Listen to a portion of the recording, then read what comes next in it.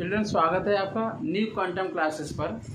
जैसा कि आप जानते हो, मैंने जो वीडियोस बनाए थे वो न्यूट्रिशन इन प्लांट्स के बारे में बताया था। 10th क्लास की बायोलॉजी हम इस वीडियो में पढ़ेंगे।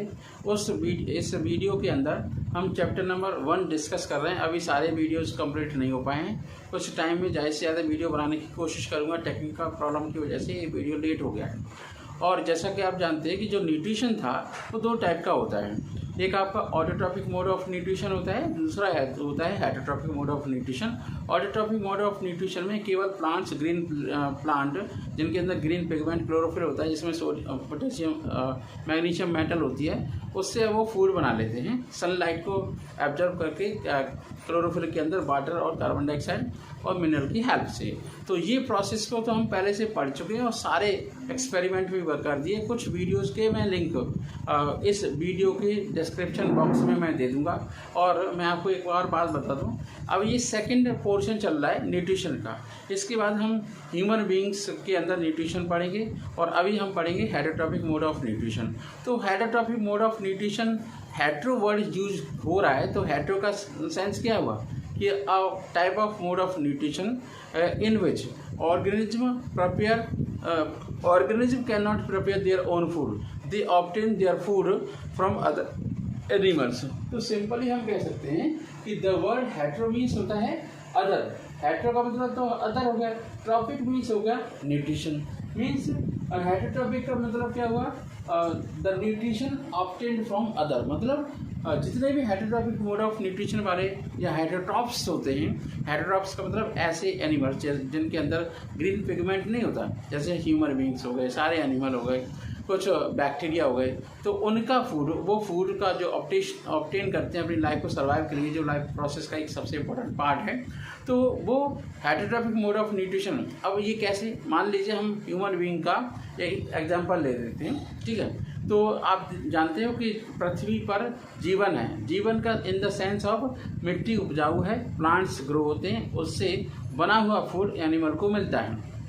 जब हम डाइट डेवलप नहीं थी तो हम अपना फूड जितने भी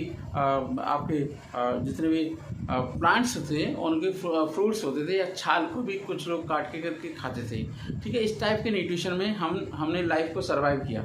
और अगर प्लांट्स नहीं होंगे तो जितने भी एनिमल्स होंगे या नॉन ग्रीन प्लांट होंगे, उनके अंदर फूड का न्यूट्रिशन नहीं हो पाएगा, वो लाइफ को सर्वाइव नहीं कर पाएंगे।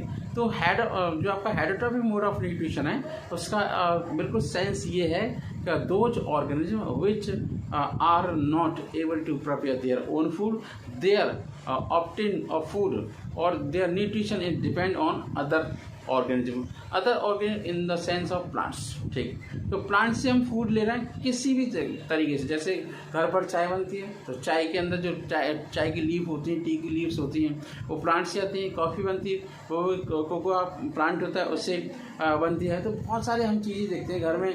सुबह उठते ही हम प्लांट के द्वारा गिवन डायरेक्ट इनडायरेक्टली फूड या फिर उस पदार्थ को हम खाते हैं। जैसे सैलड खा रहे हैं, अलग टाइप की सैलड्स हम खाते हैं। तो हेटरोट्रॉपिक मोड ऑफ न्यूट्रिशन में बस यही है आपका। जितने भी हेटरोट्रॉप्स होते हैं वो सारे के सारे कंज्यूमर्स होते हैं। क्या होते हैं?